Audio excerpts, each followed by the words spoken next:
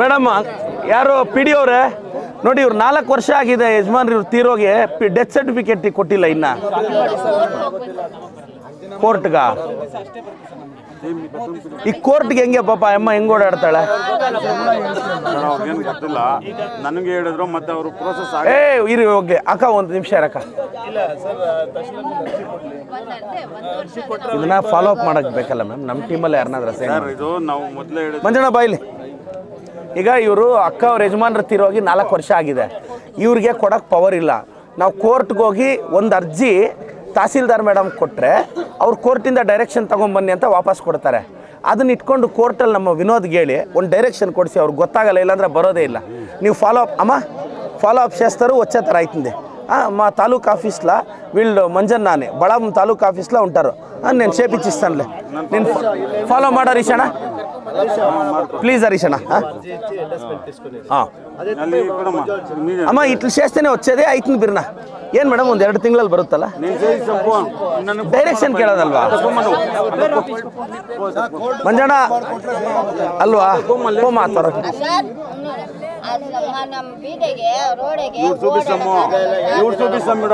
ಅದೇನಾ?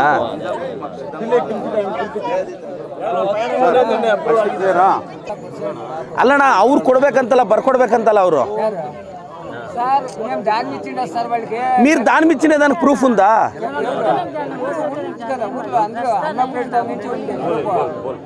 అది పేపర్లా కావాలనా?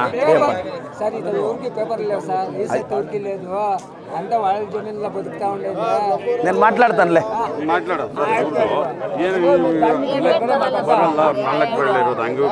DD sir, ಇದು ಎಬ್ಬಟ್ಟು ಬರಲ್ವಂತೆ, ಯಾವ ಥರ ಇದು ಪೆನ್ಷನ್?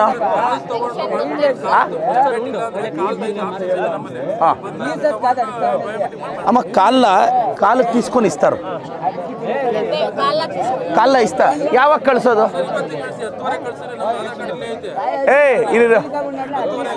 ಅಮ್ಮ ಆಂಬುಲೆನ್ಸ್ ಬಂದಿದಾರ ಕೇಳಿ.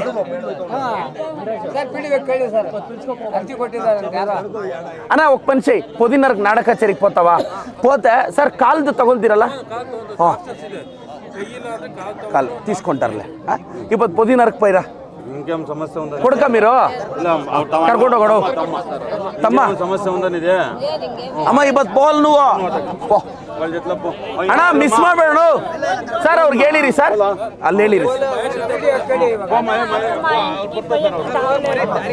ಇವ್ರದ್ದು ಇದೆಯಣ್ಣ रोड है पिस्ता डालते हो माँ, 1-2 महीना में गुदली पूजा को आ जाते हैं मैं. चलो चलो दादा चलो. एक्साइज डिपार्टमेंट और प्रॉब्लम है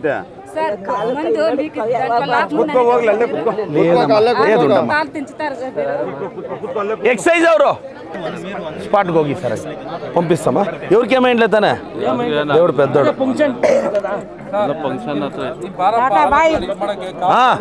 ಬರ್ತಾರೆ ಸರ್. ಮೊನ್ನೆ ಸ್ಟಾರ್ಟ್ ಸೇರ್ಕೊಂಡು ಆಶೀರ್ವಾದ ಬರ್ತಾರೆ. ಬಾ ಈಗ ಬಂದಿದೆ, ಬರ್ಸಿದಾರೆ 15-20 ಲಕ್ಷ ಆಗುತ್ತೆ ಅಂದ್ರೆ ಹಾಕ್ಸ್ತೀನಿ. ಏನು ಯಾವಾಗ ಮಾಡ್ತೀರಾ ಸರ್? ನೆಕ್ಸ್ಟ್ ವೀಕಲ್ಲಿ ಮಾಡ್ಬೇಕು ಅನ್ಕೊಂಡಿದ್ದೀವಿ ನಾವು. ಅದಕ್ಕೆ ಏನಾದರೂ ಅದೇ ಹುಡುಗರ ನಂಬರ್ ಇಟ್ಕೊಳ್ಳಿ. ನಾನು PS ಇವರು ಬೆಂಗಳೂರಲ್ಲಿ ಇರ್ತಾರೆ, ಹುಡುಗರ ನಂಬರ್ ಹಾಕ್ಕೊಳ್ಳಿ. ಏನು ಅಮೌಂಟ್ ಏನು ಕೊಡ್ಬೇಕು ಹೇಳ್ರ? ಏನೋ ಸರ್ ಫಸ್ಟ್ ಪ್ರೈಸ್ ಎಷ್ಟು? 22,000 ಮಾಡ್ತಾ ಇದ್ದೀವಿ.